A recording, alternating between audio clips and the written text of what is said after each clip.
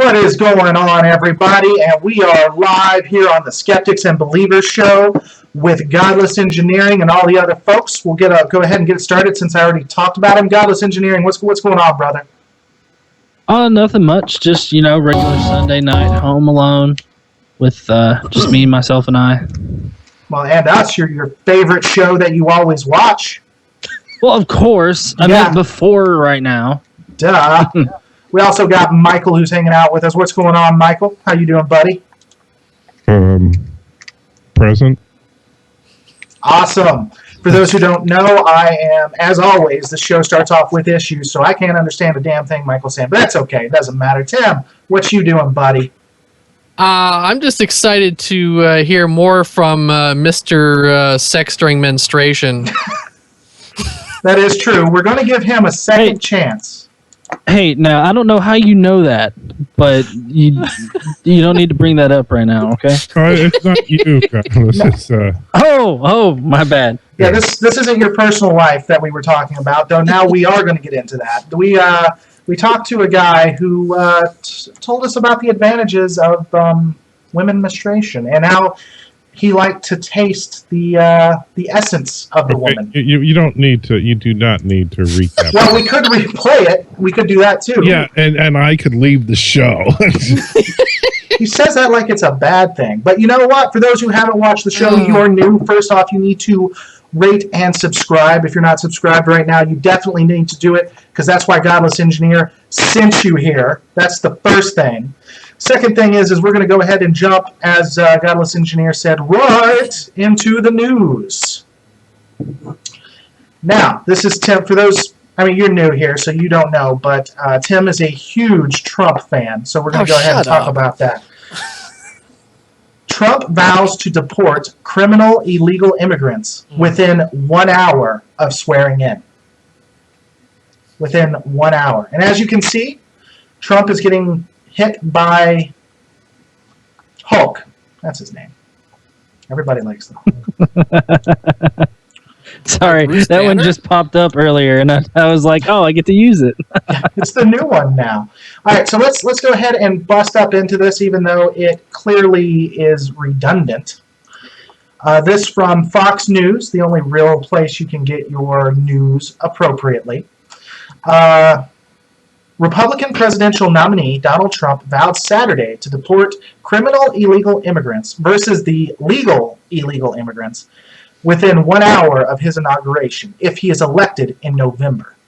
Trump's promise made during a speech in Iowa came after several days of accusations that the real estate mogul had backed down on his signature issue to appeal to undecided general election voters.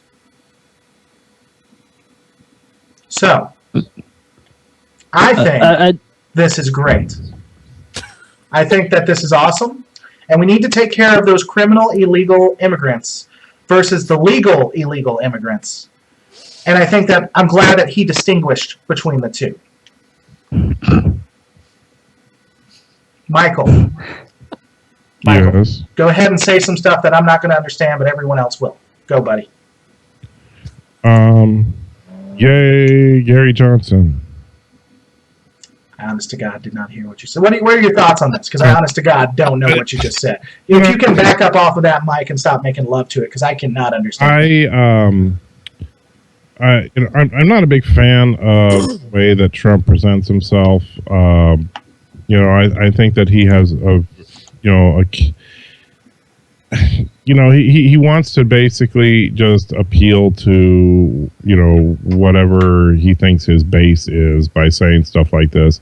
But Trump, despite his public image and everything, Trump is no dummy. I don't think Trump honestly thinks that he's going to be able to immediately deport millions of illegal aliens because he knows that that's logistically impossible. But he's saying this kind of stuff just to kind of keep the base excited because, right now the two candidates are, you're a racist. No, you're a racist. No, you're a racist. And nobody gets excited over that crap. So I think he's saying that just to kind of keep the base excited. I don't think there's any other purpose to it. You don't think he'll actually do it if he's elected? When I don't think it's as feasible. Tim would agree, he's elected? I do think he has a good chance of being elected, but I don't think that it's feasible that he would be able to immediately deport millions of people, because is he going to hire 1 million immigration agents to go round them up? Probably. Probably. And, I would put more credence in the wall being built than him being able to manage that kind of level of deportation. What were you saying, Godless? Yes, right. No, that's fine. Well, I think that most of his campaign has always been built on saying things that people want to agree with, whether or not they're true. All he has to do is say them, and people will rally behind him. And I think it's pretty much the same point right here. I mean, like, a lot of people saw, especially with him taking on Pence, who quite literally said that saying you're going to deport all Muslims is racist or whatnot, and then he becomes the VP for Trump's campaign. is funny to me. So I think that he might be trying to come to some kind of compromise with Pence on the issue. Maybe I really don't know, but I know that he's like, there's no way that he can like round up the criminal illegals. Like, I don't know. I seriously doubt they have a list of like, here's the good illegals and then here's the bad illegals. Right. And it's not like Trump's going to get that in his mission packet or whatnot on day one. He's like, delete. Like, sir, hitting the delete on the keyboard doesn't do anything with these names. You just erase them out of our book. It's like an Excel. It's like Excel. He just hits the delete H1 and goes down. I think honestly the best thing you could do, and if you wanted to take a fairly hard line on immigration, and particularly when it comes to people who are in the country illegally and then commit a crime aside from the immigration laws, is basically make it that if any person who is not in this country legally is convicted of a crime, they're immediately deported. End of story. And then doesn't matter what crime. If you're convicted of a crime, you're kicked out. And I'm saying, if you want to take a hardline approach, that would be the most effective way to get quote unquote criminal illegals out of the country. Yeah. And rather than waste our time and resources putting them in jail for 6 months, then letting them out and committing another crime, just send them to whatever country they came from. Well, and here's my thing, and then Tim, I'd love for you to jump in. So criminal illegals is just unnecessarily duplication. If you're not in this country legally, you are by definition a criminal. Now, you might say that there are good illegal immigrants and bad illegal immigrants, some that come for their family and some that come to break laws. That you could make the argument. But honestly, someone said this. This was done by a host called Phil Valentine. I'm sure I'm about to piss Tim off. If you want to take care of all illegal immigration, then we didn't pay to bring them in. We don't have to pay to bring them out. You just make it illegal for anyone to hire them. Any church that assists illegal immigrants by hiding them loses their 401(c). Any business caught hiring illegal immigrations loses their business license first time, and they'll be gone. You limit all services except for emergency services, and they're gone. Now, that's if you want to take care of illegal immigration. If we want to allow the good people to stay, then I'd have to agree with the way Michael wants it done. Tim, tell me why I'm wrong. Tell me why I'm a godless heathen. James, I think I'm going to surprise you, and I'm going to agree with you. That is actually surprising. No, I don't necessarily. Now, this isn't what I believe, but the truth is, if you want to stop illegal immigration, you get rid of the carrot that attracts them. And what do they come here for? They come here for jobs, for a better life, et cetera, et cetera. If you cut everything off, they're not going to come. And if you look at illegal immigration numbers, whenever the economy is in the toilet, immigration slows down dramatically from Mexico. But I don't agree with any of that shit. I'm just saying that this is, if you really want to talk about the way to really logically stop it, that's it. Actually, Paul's not going to do shit. Because I want to correct you on one thing, James. I said if you want to make the appearance of a hardline. I didn't say that was my position on it. I actually tend to go more along what you were saying. I think that you should de-incentivize illegal immigration by coming down hard on businesses that illegally hire undocumented workers. That if and I'm talking about construction contractors, I'm talking about agricultural work and all that. If you really want to deal with the issue, that's where the issue is. Now you create, and George Bush was trying to do some of this, is you expand work permits and temporary workers and stuff like that for the agricultural sector and stuff like that.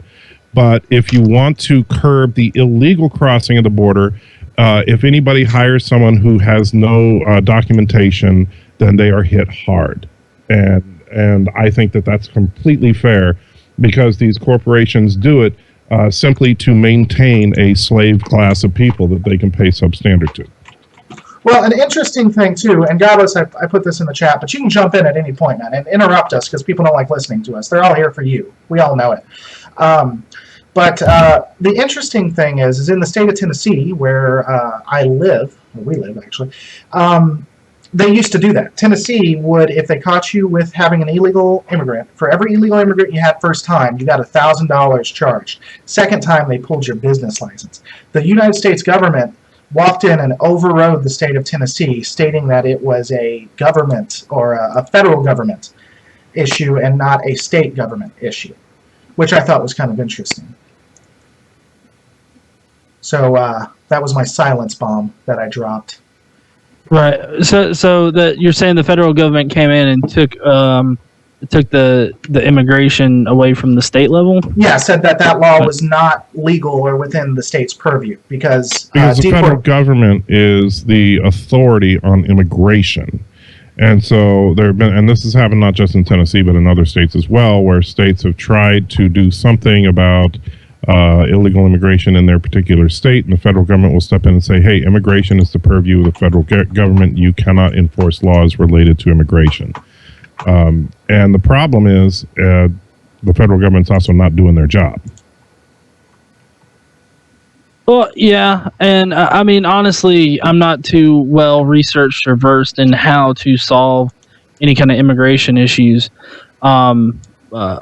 But I think that Trump's plan, as far as, to kick them all out or whatnot, unless we're making it easier for people to become citizens, I don't think that it's going to, and I don't mean like have the president like just unanimously declare all of them legal all of a sudden. I mean like having a process in place that allows them to get, some kind of visa or citizenship, in a faster way. I mean, that'll prevent a lot of illegal aliens being in the country. Which, in fairness to Trump, while I do think he's a gigantic douche, and I'm looking forward to voting for Gary Johnson, he has actually said that as well. I know people make fun of him because of the wall thing and his whole thing. Oh, there's going to be a big door in the wall, but he's said on multiple occasions that he does want to simplify and the legal immigration system and make it easier for people to get in, as well as make sure that people who are, because let's face it, the only people that would not benefit from a smoother immigration system and everything are people that are trying to do something illicit by crossing the border, such as one thing that still continues to this day is a lot of drug smuggling across the border, a lot of gun smuggling across the border, stuff like that. And the wall is as much as people laugh at it, would effectively make that type of stuff very difficult to pull off. Especially if you created an expedited legal immigration system. Okay, so let me ask you this. How cool would it be if he got elected, started building the wall, and there was a big scandal because it was being built by illegal immigrants? How awesome would that be? Well, that's already happened, Some of the border fences that already exist were built by illegal work. Well, then that is awesome, Michael. That is awesome. Well, no, but what I'm worried about is the cost of building this supposed wall. And I mean, every single time the Mexican president pisses Trump off, he's like, that wall just got 1 foot taller. It's like, we're not building a friggin' wall to keep Titans out of here, But wouldn't that be cool?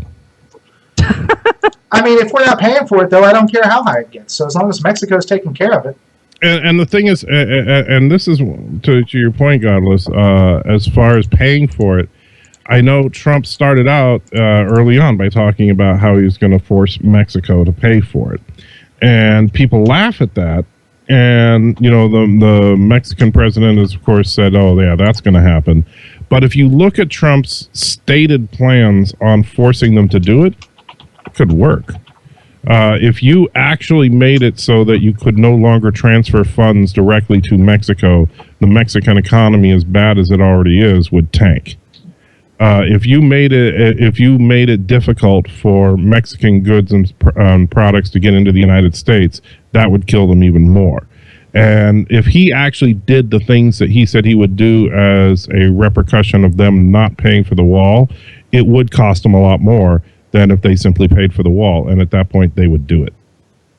I just don't see Mexico having like $1 trillion just in their back pockets, ready to like pay out for this wall. Because I mean, it's been calculated that I want to say that it's been calculated to cost about $1 trillion, unless they skimp on construction equipment. Which, I mean, even if they did that, it's still going to cost a pretty penny. And I just don't see the Mexican government exactly having that kind of cash. Yeah, but the Mexican government can hire all the Mexicans they want, so it'll cost them much less. But I don't know what you said. But it sounded offensive. So we'll use that as a segue to talk about something that Godless Engineer wanted to bring up, something very interesting, and Godless and I will disagree on, I'm sure, is In God We Trust. This brought to us by Pathos.com. Christian speaker opposes In God We Trust resolution, saying it is a waste of time. When government officials, and of course, as you know, Pathos usually has a lot of great information, but it is in a blog-like style, so it's more opinionated than news. When government officials wanted to promote the phrase "In God We Trust," we know there's little anyone can do to fight it, because even though it's clearly promoting God, it's also the U.S. motto loophole complete, because it's the U.S. motto. And going down here, but you have to appreciate anyone who has the courage to point that out, especially when that person is in the minority. That's what we have happened this week in Illinois, where the Kane County Board considered a resolution stating that it reaffirms the godly phrase and supports and encourages the public display of the national motto throughout the area. During the public comments part of the meeting, however, former board member Bonnie Kunkel spoke out against the resolution. The resolution affirming the motto had, quote, nothing to do with county business, unquote, she said. It is a waste of time. I come before you as a person of faith, Kunkel said. I'm a Christian. I do not want to promote discomfort or disrespect for people because this is not in keeping with my God. My God is bigger than a motto or coin or country, and my God does not need this resolution. That's a fantastic point. Okay, that's her done talking. That's a fantastic point to make. All the more powerful coming from a religious ally of church and state separation. What are y'all's thoughts on that, besides the fact that I can't effing read, apparently? Well, if you guys want me going first and elaborate a little bit more on this point, the whole "In God We Trust" thing has been a pervasive problem, at least in my view, of the separation of church and state. We've been seeing police stations or police departments and courthouses and all these other institutions putting "In God We Trust" on their vehicles, on their buildings, on their walls, in places. And it's a clear violation of the separation of church and state. But because we live in a society where case law is very much part of our lawmaking, there's a particular case that says that "In God We Trust" isn't a religious affirmation, but it clearly is, because everybody that puts it on there, everybody that uses it, everybody that vies for it is saying it in a way that says, I believe in the Christian God, and our country is based on Judeo-Christian beliefs, which it's not. But, that's the problem that this article is highlighting, and we have somebody that is being vocal about how pointless it is to do this.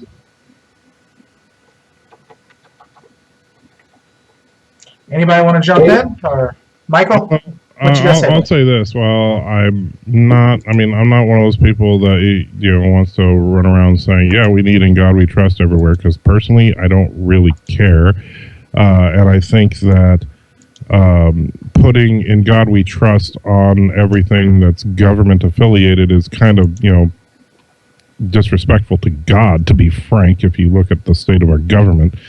However, I would disagree with Godless on one point, and this is something that I hear frequently from people that argue about this stuff, where he says, well, it's clearly a violation of the Constitution here.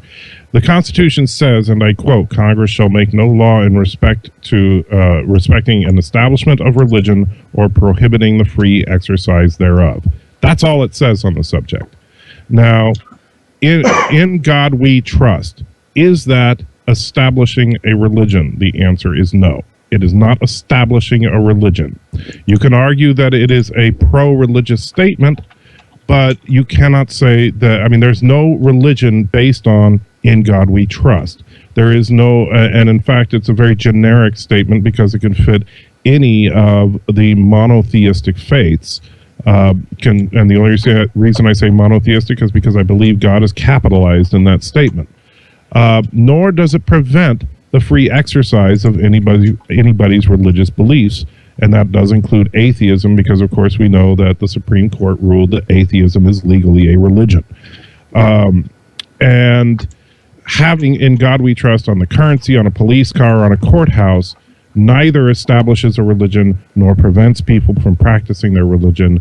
I think it's a non-issue, but I also think that the people that are fighting for it are just stupid, because it's, I don't want, even if I was a Bible thumping, fundamentalist Christian, I don't want my religion plastered on the government, because that's just bad, putting a bad name on my religion.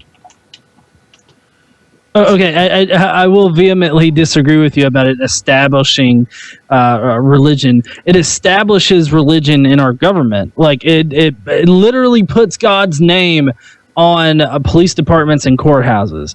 That's Which what God it does. It put. Well, hold on. I'll let you talk completely. Let me finish my thought here before I lose it. What it does is it instantiates this idea that our government trusts God, that our police department trusts God. That is a wholly religious statement that establishes these departments, these portions of our government, as religious. And so that's where I think that it crosses the line of separation of church and state. So I got a quick follow up, and then Michael, you can jump in. Can I ask you something, Godless? How do you feel about religious text or religious symbols on things like memorials or in Arlington Cemetery? Are you talking about like on gravestones? Yeah, well, not just gravestones, but say like whatever memorial. So there's a memorial. There's a Civil War battlefield that has both Union and Confederate soldiers, and they have crosses and angels in some of the memorials. How do you feel about that? That's obviously government land.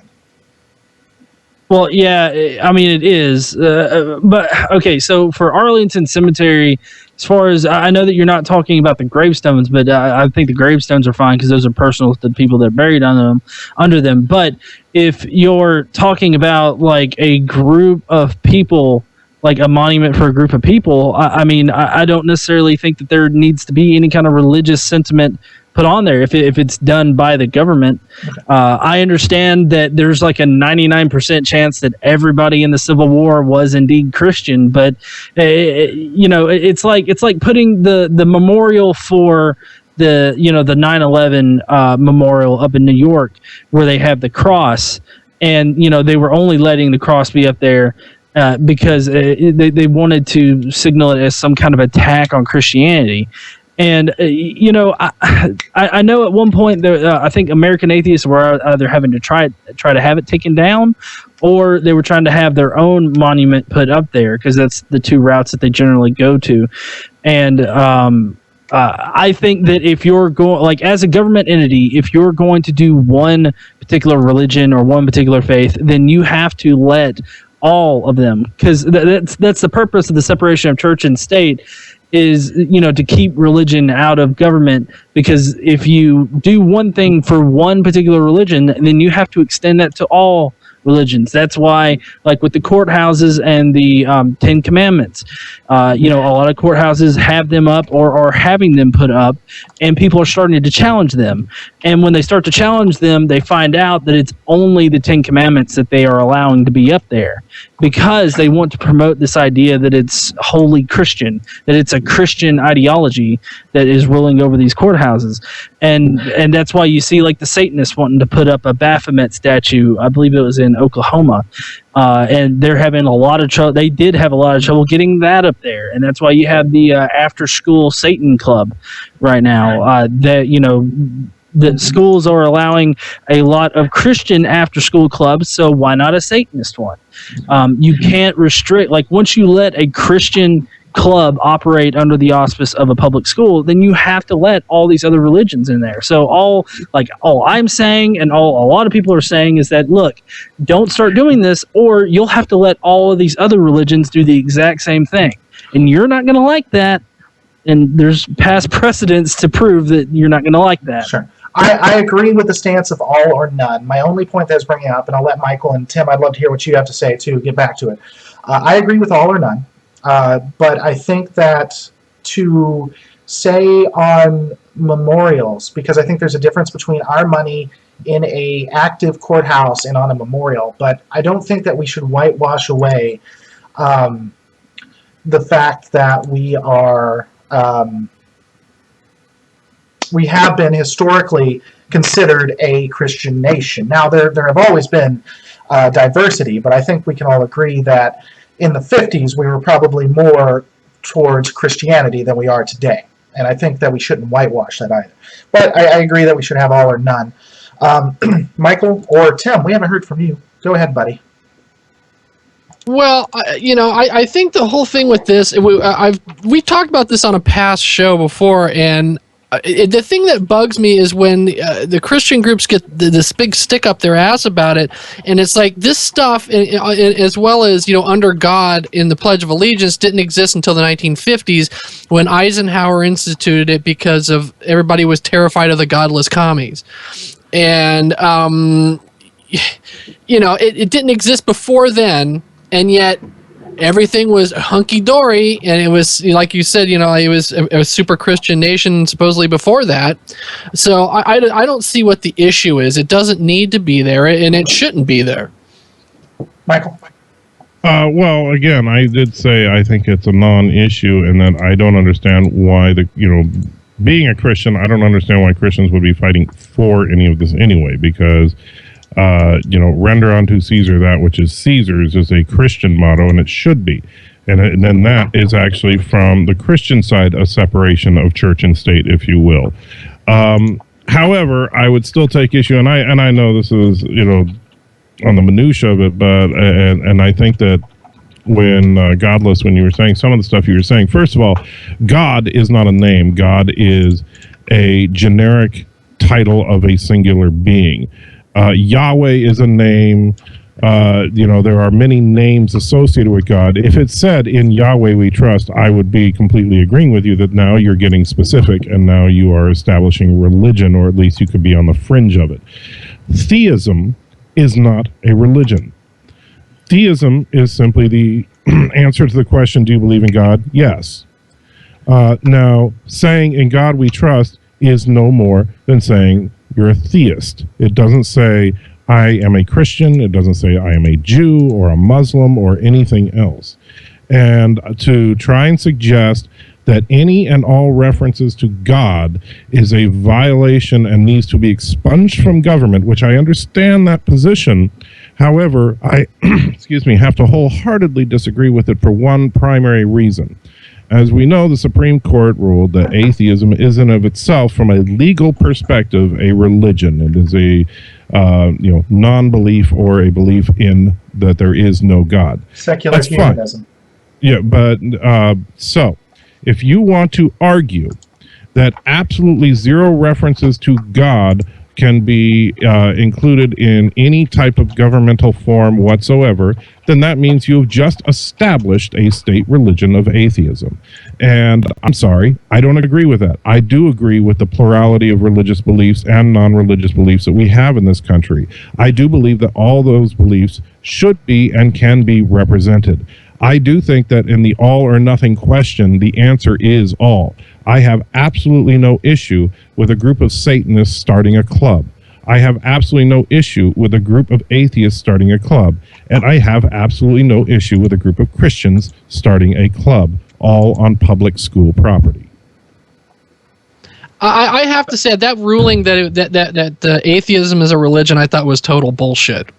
The whole point of atheism is it's an absence It had to. of belief in a So theist. as a It's person, not a religion. this was something that was studied, and I do have a background in law and things like that. I think that and Godless, I know you want to talk, so I'll let you get in just a second, buddy.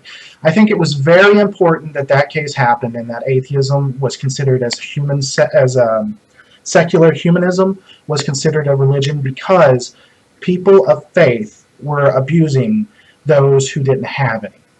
They were preventing people from doing things like getting jobs. They were using it against them to fire them, and they were using it like in prison. They would allow one of the one of the court rulings was because, an atheist wanted to start an atheist Bible study, group study, and they said, nope, you don't have religion, but we're going to let every other person do it except for you. He sued under his First Amendment right of expression as an atheist and won because they considered atheism a religion. Now, I agree it's kind of silly that they had to go about doing it this way, but it really is one of the better cases that the Supreme Court has done. Godless, jump in, tell Michael and me why we're full of crap and why Tim is the best host here. Oh, well, okay. So, no, it's not establishing a state religion of atheism. There is a thing called state atheism, which was implemented by Stalin and Mao, and that was where they completely removed religion out of society and replaced it with the worship of the state. That's what state atheism is, and that is not what I'm even suggesting here. I'm suggesting that we keep religion completely out of government. Like, when you start mixing religion and government, and that does include the word God, okay? It does. Because if you really think about when these particular things were inserted into our society, exactly what God were they talking about? I mean, Michael, can you answer me that? What God? Were they talking about generic old God, or were they talking about Yahweh and the God of the Bible during the 1950s? Well, as far as the under God thing in the Pledge of Allegiance, which again, I agree with him and others that say it's silly that it was put in the first place, and those fighting over it on both sides are fighting over a complete non-issue. Most kids don't even say the Pledge of Allegiance on a regular basis anymore. In fact, I think the entire concept of a Pledge of Allegiance is kind of more offensive than whether or not the word God appears in it. However, what God are they referring to? Well, I can't read the minds of the people that came up with it. You can make the assumption that they may or may not have been Christian and therefore are talking about a Christian God because the vast majority of the country, particularly in the 1950s, was Christian. However, that is still an assumption. That is still you projecting what you believe is the religious intent of a word that is not an inherently religious word. God is a descriptive term for if there is a living entity that created the universe. God with a capital T. How is that not religious? Because religion is the practice and ceremony of worshiping a specific God. Religion is not simply believing that a God exists. You can be completely non-religious and be a theist. You can be completely non-religious and be an atheist. You can be religious and be a theist. You can be religious and be an atheist. Yes, there are religious atheists. How can you be a religious atheist? We call them feminists. Actually, you can be a practicing Buddhist, you can be a practicing Jew, and you do not have to believe in God. There are sects of Judaism that do not believe in God, and there are sects of Buddhism that do not believe in God. So yes, religion and theism do not mean the same thing. Theism is the exact opposite of atheism in a purest sense. Atheism is the non-belief or lack of a belief, if you prefer, in God. Theism is the belief in a God or gods. Okay, It is no more than that. Okay, Michael, let me ask you this. In Louisiana, a couple of years ago, there was a kid that was in class and who got berated by his teacher because he didn't write on a test about God, right? She had a question on a test about God, and she berated him directly there in class. Do you think that she was literally meaning like some overarching idea of God, or was she pretty much talking about Yahweh? Do I think that I don't know the specifics of that case, but if there was a teacher that was berating a student because they refused to talk about God in a paper or something like that, that is completely inappropriate. However, that doesn't change the fact that the word God is not inherently Christian or Jewish or Muslim or any other specific faith or religion. And I understand that if you are anti-religious, then you want to lump it all together and say, get it all out of the government because religion is bad. And the problem is that, so now you're basically seeking unequal representation. You don't believe that the religious should be represented, only the secular. And I'm sorry, but we are, while I do believe that the laws of this land should not be based on religious belief, I also do not believe that we need to expunge the word God from the government lexicon. I do not think we need to expunge the word God from everything. Do you think we need to ban Christmas and so it should no longer be a federal holiday?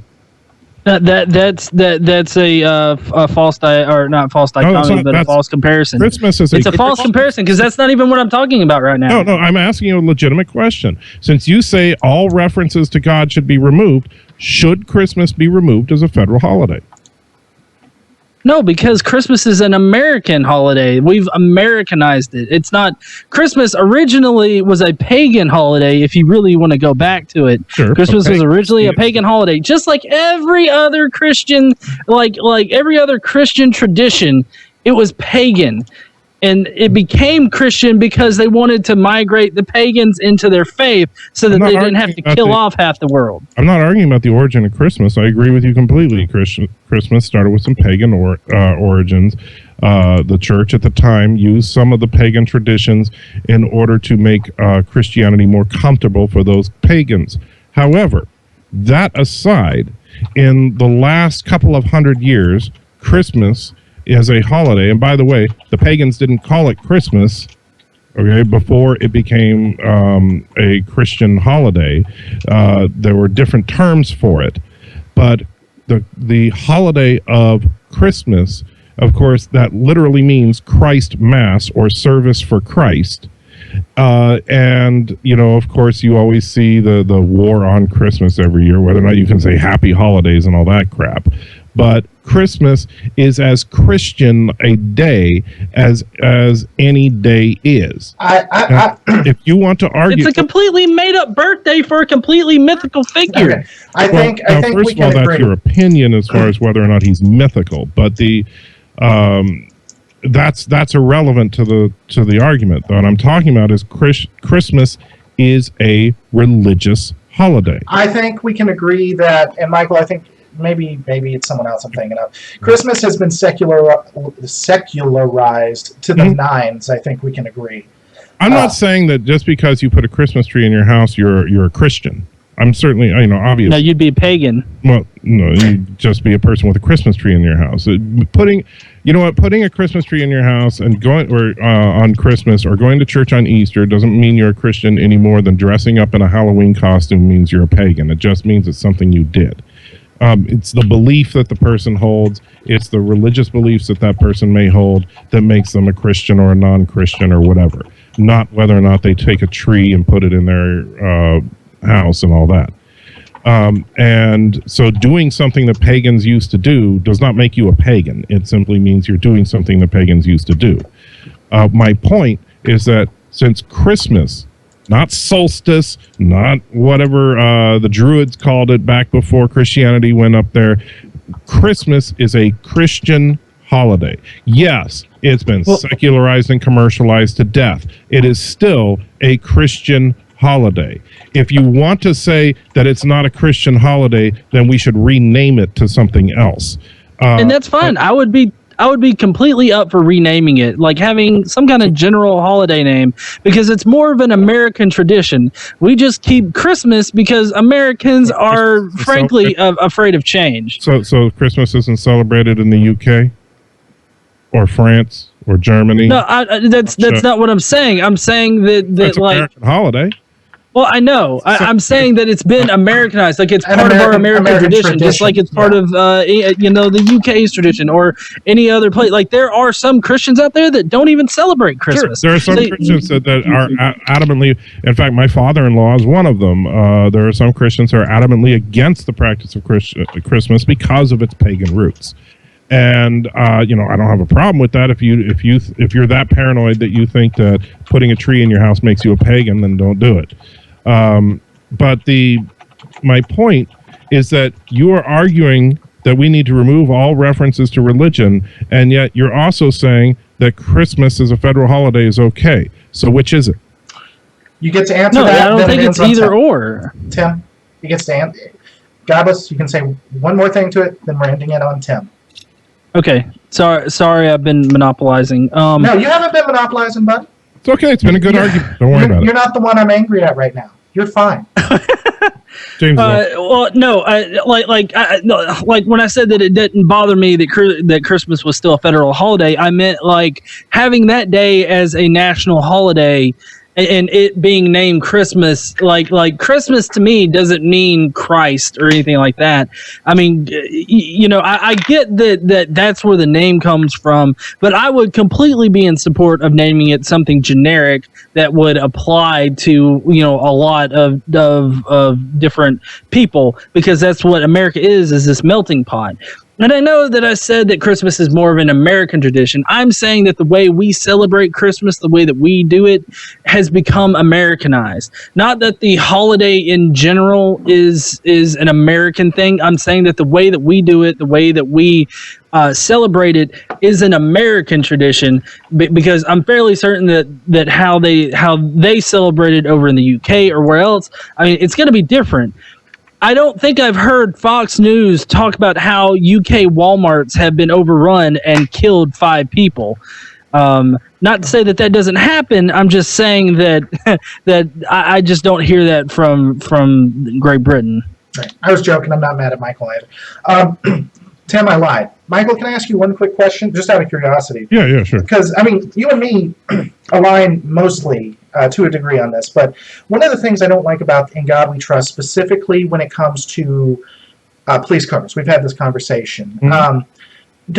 Wouldn't you agree that could be somewhat hostile to someone who doesn't believe? Could you see how that might make a person less likely? Sure. And what I've said before, and I would say again now, is that do I think it's appropriate? No. Do I think it's illegal? No. Okay. That's basically where I come down on it. I'm not fighting for it. I'm not saying we should do it. I think that it's stupid, but I also do not see it as this constitutional crisis. Okay.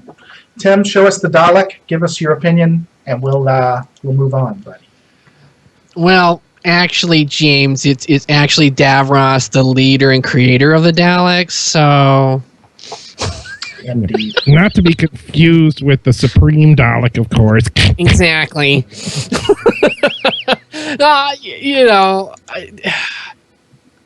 I really think that the Christmas vacation thing, they've already changed it. Like when it comes to say, like with high schools and stuff, it's called winter vacation. And I don't understand why we can't just do that with everything. And it doesn't change the fact at all that people who are Christians will still celebrate Christmas, and that's great. I'm an atheist, but I get a Christmas tree every year, and I decorate it because I enjoy the secular aspect of the holiday. You're a pagan, Tim. You're a pagan. I am. Okay, so that was funny. I gotta admit, when you said the tree thing, and then Godless said that means you're pagan, That was funny. Okay. It was pretty amusing. All right, so let's get into some videos. We were going to talk about healthcare and how some Catholics denied appropriate healthcare to a woman, but you know what's more important? Watching some videos. Let's show how atheists are going to kill Christians. Here we go. If you disagree today with somebody who disagrees with the Bible and you speak, but they have an agenda, and if you won't stop, they are going to kill you. Mm-hmm. Yeah. What? They're going to kill you. Let's keep going. Godless. No, Do you understand? we just had a pretty serious disagreement. Are you planning on killing me? Well, I don't know. I can't. Let's no, not at all. he can Well, if neither he tells you now, it won't be a surprise. yeah, he can neither I confirm ruined it. he can neither confirm Merry nor deny. Christmas. And this. Yeah, I You can just see understand me that? like coming in behind Okay. Michael there, like next to his little poop doll, and I'm just like, I come up to him, I whisper in his ear, "Merry Christmas, motherfucker," and stab him in the neck. It'd be just like that crappy movie Unfriended that Andrew loves so much. Okay. We're going to see how Michael gets killed. Death threats. We have never lived in a day of our time, in our history of America, where you couldn't have an opposite opinion. Now, they're determined to wipe out all of those who disagree with them. Now, this is a true fact. If you're a Christian, you never send death threats and you never threaten to hurt anybody. Only atheists do this. Yeah, you never blow up abortion You clinics. never blow up or kill people. I mean, that to me is hideous. And just like I was talking about, protesting is one thing if you do it quietly and you're going to say, I hold up a sign and say, I don't agree with you. Killing you, Yeah. and that's what they're calling for now. They're calling for death. Who is this guy talking about? On here it Yeah, says what the black hell is he talking black about? activists. Hold on. Black activists call for lynching and hanging of white people and cops. And he's talking about how atheists are going to kill Christians. This, this is the. I mean, granted, this is people like this are what make it difficult for as a Christian to try and hold my head up high and say, yeah, I'm a Christian. People like this are an embarrassment. And it's not that, oh, he's not really a Christian or some crap like that. No, he's nuts. I mean, he's deluded. If he honestly believes that every non-believer out there is wanting to kill every believer out there because of their disagreement on whether or not God exists or whether or not Christianity is correct, he's completely lost it. Okay, I tell you what. We're running a little low on time. So we're just going to assume that he's right and continue going on. And this one is about how evil disproves atheism. Then we're going to end with a period guy. And Michael, he's going to redeem himself. Calm down. But let's talk about this one first. Say it does. While it is a very difficult and expansive issue, certainly nothing we're going to answer here completely in 2 minutes, I can say this. Ladies and gentlemen, does evil disprove God? Some atheists say it does. While it is a very difficult and expansive issue, certainly nothing we're going to answer here completely in 2 minutes, I can say this. I don't think evil can disprove God. In fact, if evil exists, God exists. It's exactly the opposite. Mic drop. Evil couldn't exist without God. Mic drop. Well, the Bible says that God created evil. Yes, it does. So, I mean, I don't see, like, I really don't like the argument from like an atheist perspective that if evil exists, then God doesn't exist. See, when I bring up evil or in a debate or whatnot, or bring up horrible stuff that happens in the world, it's mainly to combat this idea that God is a happy-go-lucky figure in the sky, and when you pray, that he helps you find your keys and you find them, then that's because God allowed you to find them, or God helped you to find them. It's like, okay, well, if God did that, then he definitely gave that kid over there cancer as soon as he came out the womb. I mean, that that's how I use like the evil argument as far as God goes. It's not to prove that God doesn't exist. There's way better reasons to say that God doesn't exist than just, bad shit happens. That seems like a really lazy kind of argument. I say it to try to dismantle this idea that God is just like this happy-go-lucky figure in the sky that only does good things and hands out prizes like Oprah. Well, let's show how this disproves atheism. Evil disproves atheism. Yeah. You say why?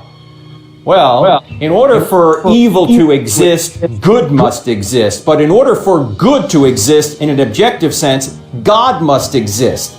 So evil doesn't disprove God, because you wouldn't even know what evil was unless good existed, and you wouldn't know what good existed unless God himself. Oh, Godless Engineer. First off, let me welcome you to the faithful. I would like to say that you should take a look at Baptist, Methodist, or Catholicism.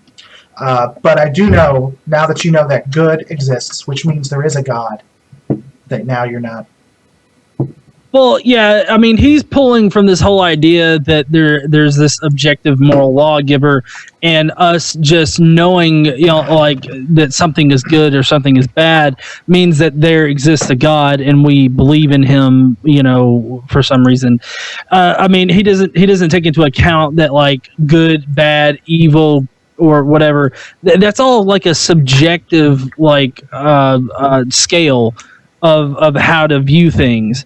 Like me personally, I'm a moral relativist. So I think moral is relative to the society you're in, the time period you're in, and just in general wherever you are.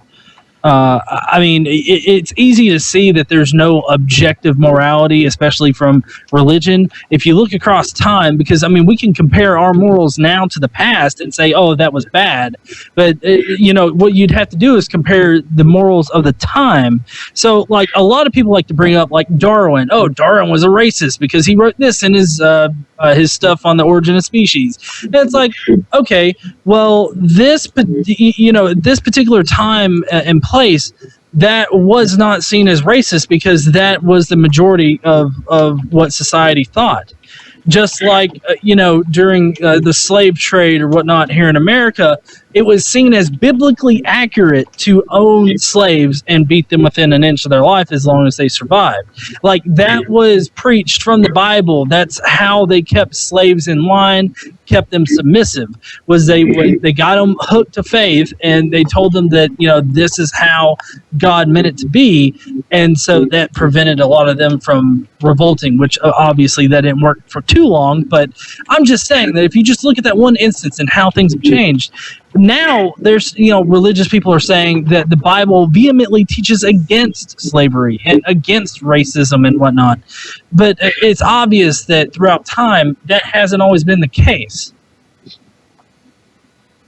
I gotta say, what drives me nuts is when they have these kind of the idiots like this guy, they have them on what looks like a news set.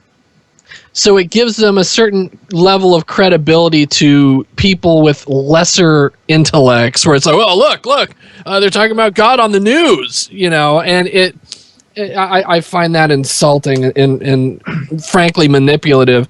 But this notion that you have to that the existence of good proves that God exists, I think is total bullshit, because I know a lot of people that are atheists who are very good people.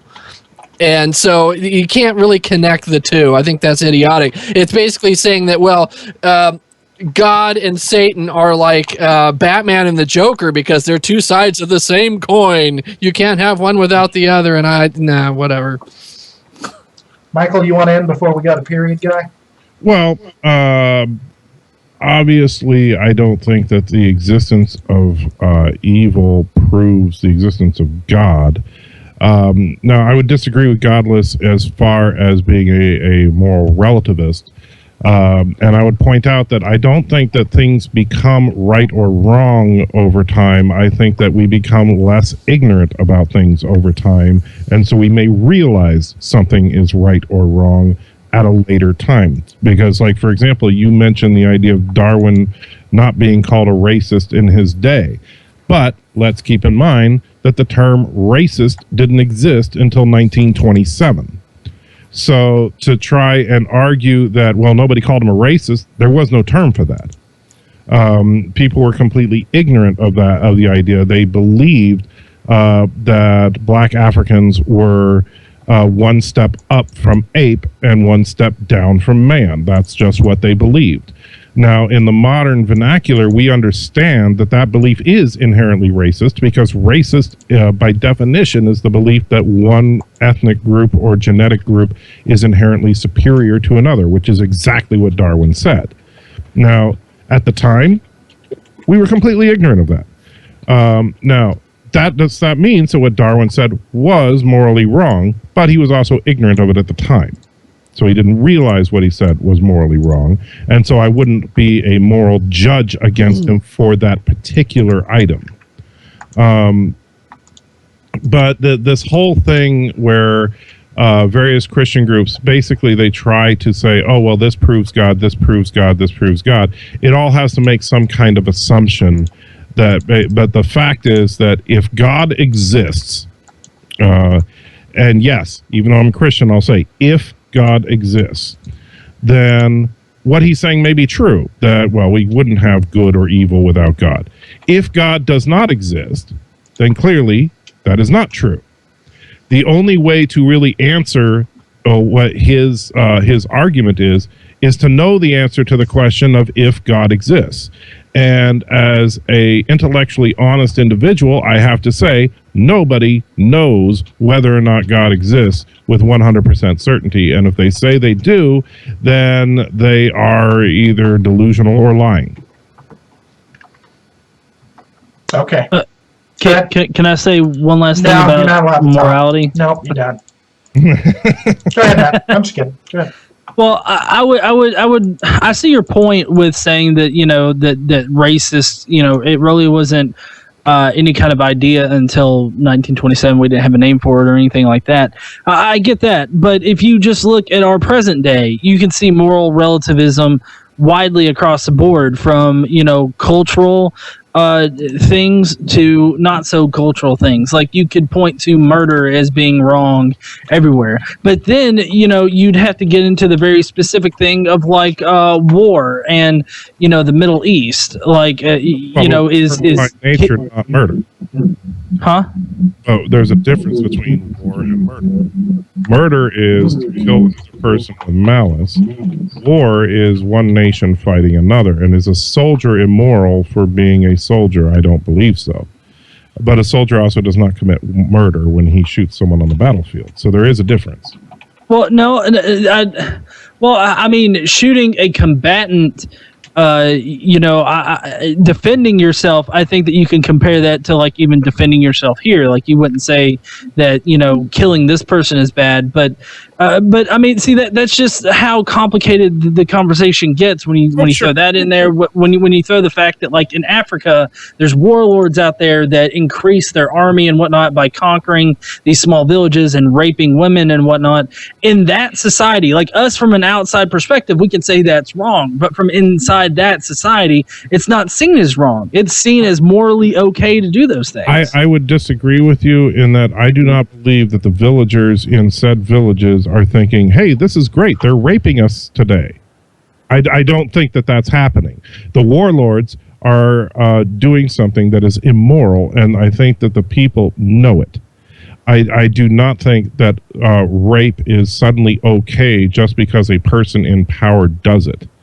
Nobody said, and even in this country, when I talk about adultery, right? Most people in this country believe adultery is wrong. Nobody, even though people will argue, like, for example, I don't think that Bill Clinton should have been impeached for what happened. However, very few people are trying to argue that what he did was morally right. In order to justify, well, that's the thing. Justification is only required if something is morally wrong.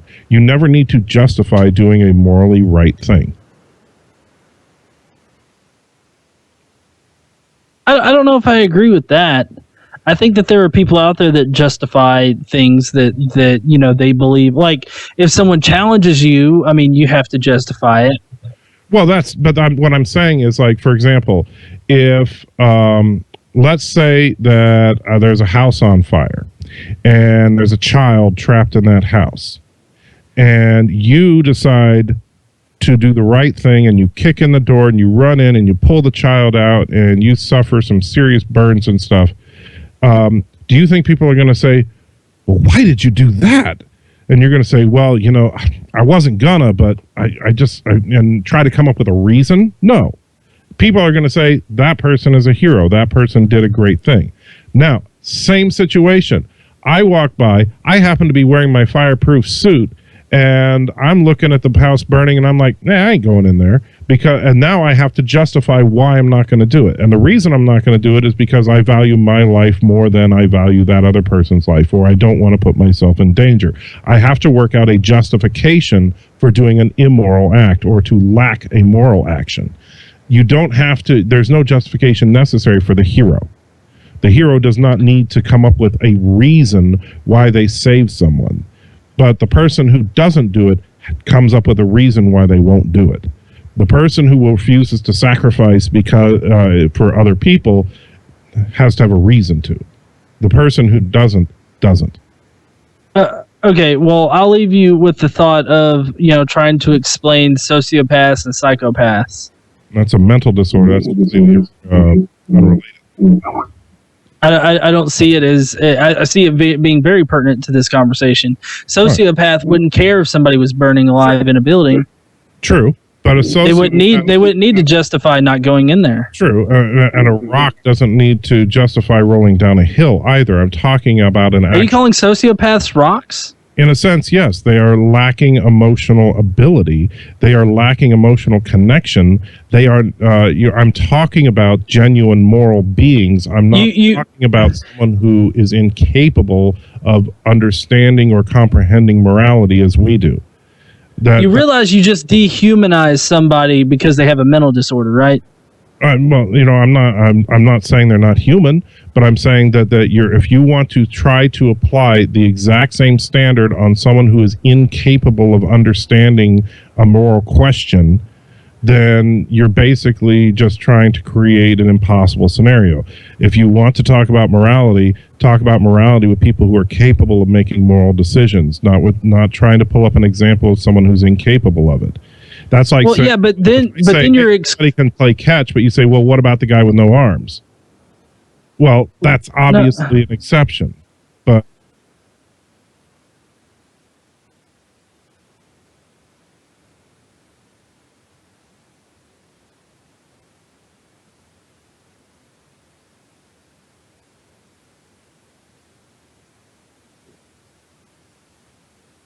I thought you were going to say sociopath.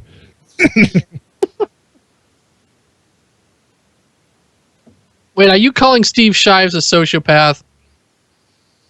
Our buddy Steve?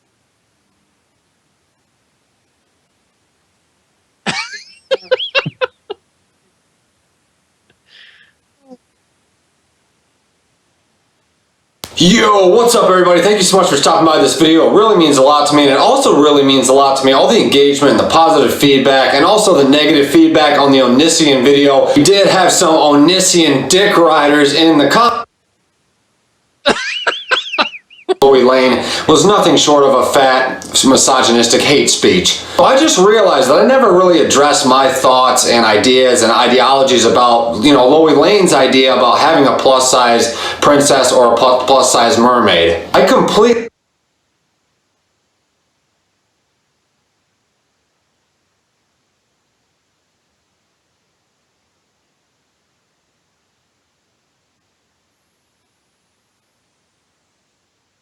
Oh, yes. really agree with Lois Lane on this issue. I mean, the whole topic seems pretty, relatively maybe childish or relatively insignificant. But if you look into the history of the Disney franchise, pretty much every type of woman short of a plus-size woman or disabled woman was pretty much celebrated in the Disney franchise. I mean, we had, Pocahontas, which was Native American. We had Mulan, which was Princess and the Frog, which celebrated the life of an African American girl. So I think the majority of the minorities have been celebrated in the Disney franchise. I mean, there's probably some other wonderful Disney films. I'm not. And never were any of these women stereotyped in any way, especially when you look at the, what was it, Tiana was her name? The Princess and the Frog? Oh, don't get me started about that one again. Oh, at no point were these women mocked. They were celebrated in every single way. Even thinking of, a lot of the Disney tales involve suppressed women. We have the, Belle, who was sort of teased for reading books, and we had the Little Mermaid who wanted to break away from the power of her father. So we've had a lot of different scenarios celebrating and empowering women. He named 2. I gotta tell you, that using the Little Mermaid as an empowering thing is pretty embarrassing. That movie, she's literally willing to give her entire identity over so she can get a guy. Is he actually trying to suggest that the Disney princesses are like a positive thing for girls? They have been, but they haven't represented the fatties. And that's what he's saying. They haven't represented. I love how you said that. Hadn't got the bulbous. Hadn't gotten gelatinous. The next Disney princess is Melissa McCarthy, is what you're saying. Cankles. We need some cankles. Oh, boy. So why haven't we had a plus-sized Disney princess? I think Lois Lane's idea about this is... Hold on, pause. I can answer that. Cellulite. No, Godless wanted to pause. Godless, you go first. Tell me why we can't have some cellulite booty. No, but I think that we have. I don't think it's Disney necessarily, but the chick from Shrek, she's totally plus size, and also a monster. That was DreamWorks. Fiona, yeah.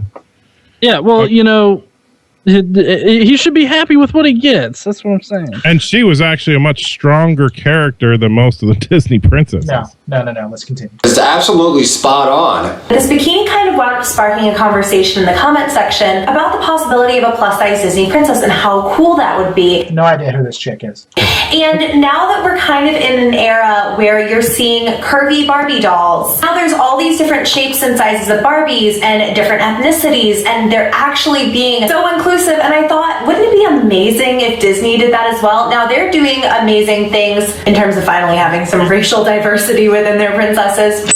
Because again, Tiana was well I'm done. sorry, but I cannot take seriously someone talking about this while her boobs are literally bouncing on the screen. I was waiting for you to say that. I'm sorry, but this is, this is the very definition of hypocrite. Hey, she's beautiful in every single way. Whatever. Words can't keep her down. I'm not saying that she's ugly. I didn't say she was ugly. I'm saying, but whatever. Okay. She's. Hold on, we're about done. Let me finish my point. The reason that there aren't fat princesses, and by the way, Fat Princess, great game. You should play it.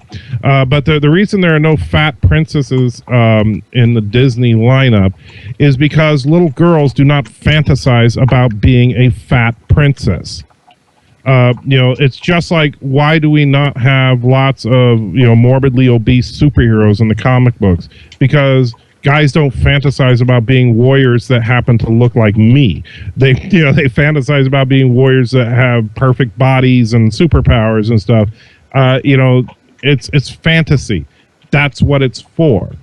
This hypersensitivity PC crap is just annoying. Let's see where it goes after this woman, and then we'll end it there. Well, I want to see how he responds to it real quick.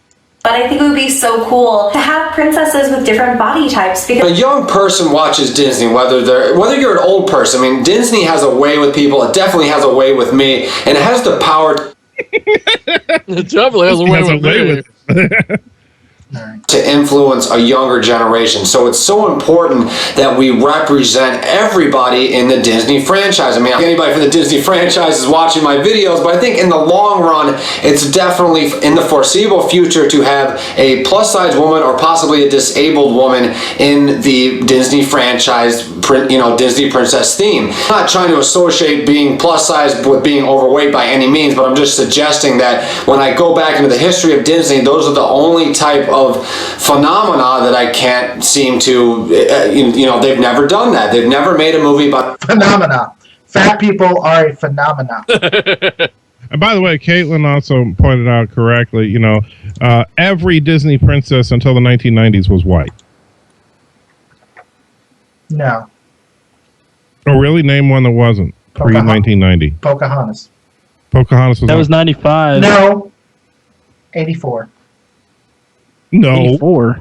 Pocahontas was not 1984. Yeah, Pocahontas was done in No, it 1984. was in the 90s. Y'all don't know what the hell you're talking about. You need to take your net meds, and Godless just doesn't like me. You So. don't know Tim and Disney. Tim knows Disney. There's one thing that Tim watches. It's Disney cartoons. Tim, will you straighten this man out? Yeah, Tim, why don't you talk to me about your extensive knowledge of how you watch He's mocking your knowledge of Disney. No, Tim, you need to set me It straight. was 1995. Tim, set me straight on how you're watching a kid's cartoon meant engaged at little girls. Go ahead.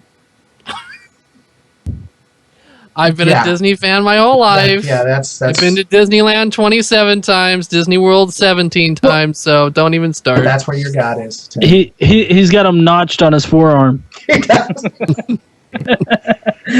Tim, so, Tim, you watch cartoons geared towards little girls, and you go to Disneyland a lot.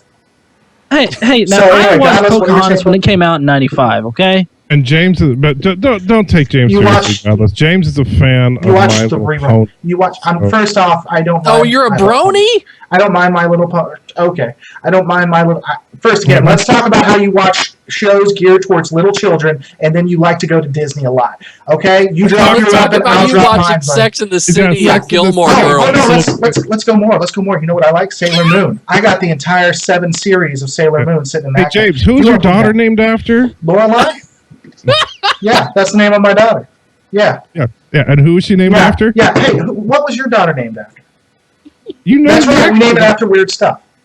Okay, look, my son, he's named after Xander Cage from Triple X, okay? There you go. That's the way men do it. Okay. All this aside, and this whole political correct crap. I'm sorry. We need to have a transgendered princess, or we need to have when are we gonna have some Disney movie that has a guy that really is a girl and somebody kisses him and she becomes a girl or something. When are we gonna have the gay princess? Have the story of Lesbos and the beautiful island. Oh, wait, I thought that was Frozen. Yeah. don't stop. James is a big Frozen fan. Bazinga. The whole thing about movies and entertainment is a fantasy, is an escape. And generally speaking, there are things that people fantasize about becoming. There are things that people don't fantasize. The mundane is not what we fantasize about. Nobody wants to become handicapped. Sorry. It's nobody wants to lose their legs or be confined to a wheelchair or suffer from cerebral palsy. That's not something that people fantasize about. And to create this type of thing, we need to create a princess for them. I don't think that the person who's suffering from cerebral palsy wants to watch a Disney princess who suffers from cerebral palsy. I just don't see that. Well, I mean, go ahead. I was going to say this isn't a Disney movie, but the new Mad Max movie has an amputee woman in it. Well, sure, but the thing is, what I'm talking about is if you're talking about a Disney princess specifically, I mean, that's what this guy's video is all about. We're not talking about a gritty, although incredibly overrated sci-fi movie. We're talking about a series of films that goes all the way back to, the 20s or 30s? 30s, I think. Tim? What, Disney? Yeah, the first Disney princess was Snow White, right? the first Disney was 1938 with Snow White. Okay, so since 1938, we have this ongoing lineage of stories revolving around a princess-type figure. Now, that's very different than a Mad Max movie or something like that. And so given that, now Shrek, and it's funny because you mentioned Shrek earlier, which is really the only example of a plus-size princess, but notice she looked like a typical Disney princess until we found out about the curse. and but Shrek also is a deconstruction of Disney. Shrek is, a very clever deconstruction of Disney and makes fun of all the Disney tropes, including the Disney princess, which is why they made the princess, her true form was actually to be a, obese ogre. And I was fine with that. But would Fiona work as a genuine Disney princess? No. Fiona works as a satire of Disney. I don't see a need for creating a Disney princess that cater. It's one thing when you talk about, hey, why have all the princesses been white? And Disney said, oh yeah, we should probably put some diversity in there. But it's another thing to start saying, oh well, where's when he said handicap. So do we have to have a Disney princess that has every conceivable disability? Are we going to need a blind princess and a deaf princess and a mentally retarded princess and an autistic princess and a princess with cerebral palsy and an amputee? But we have to have an amputee with legs and an amputee with arms and an amputee with legs and arms. I mean, what's the point? Godless, what the hell are you showing? Or what were you showing, sir? The hell? Kind of Snow White. That's sexy. I'm gonna let it end on you, and then we're gonna finish. Yeah. No, sorry. I was trying to look for, because I'm wanting to say that I've seen like a Disney show, maybe not necessarily like a princess, but there are a lot of cartoon shows out there right now that have disabled kids, Sure. representing that demographic. And but I mean, if you really think about it, there haven't been like new princesses really developed out there. Like there've been a few. I'm not saying that there haven't been any, but there really haven't been new ones. And I really think the whole Disney princess trope, is kind of coming from a time when people didn't consider people with disabilities. So all of these things are kind of old ideas, and I think introducing like new princesses that are disabled or whatnot, I think that those could work, and it could speak to a number of kids. I mean, if you really think about it, in this day and age, when we have people that just literally want to make money, so they're like, oh, let's do a remake of this movie, and the movie turns out to be crap. I think that throwing like a new princess out there or something like that might be a good idea, and having the princess being disabled or whatnot. I see it as like a new route to go on that would get people interested in these stories. Not necessarily to be, politically correct or anything like that, but I mean, just for, to spur the creative juices and really start including portion of the population into these kind of movies, showing them that they're not alone, like Casey in the comments said. Showing these people that not everybody has to be this kind of perfect way, or whatnot. I mean, you might see that as SJW or PC of me to say, but I mean, I really don't see like a negative side to doing a movie like that. I mean, doing a movie bad, yeah, that's a bad side of it. But as a way to get people interested in new stories and whatnot, and a way to be creative, I think that it's a very positive route to go down. How to Train Your Dragon, was that Disney? That wasn't Disney, was it? Tim? That was DreamWorks. Okay. DreamWorks. The main character. DreamWorks actually, is more progressive than Disney. Fuck Disney. I was about to say they had a character that was he had lost part of his leg. But you know what? We're going to end on that. So I want to thank everybody who is watching. Don't forget to rate, comment, and subscribe. You'll get more stuff like this. Godless will probably be back at some point because there were some conversations I think we could expand on, but we'd have to make the show totally about that. But yeah, thanks so much for watching. I wanted to say something else. I'll remember it as soon as I stop the stream, though. Almost damn immediately as soon as I stop the stream. I remember what I wanted to say, but it's gone. And it had to do with something with Michael. It wasn't insulting. Oh, that's right. Period guy. Did the period guy, are you now cool with him? Did he redeem himself? He was less offensive, but no. There you have it. Period, guy. Less offensive.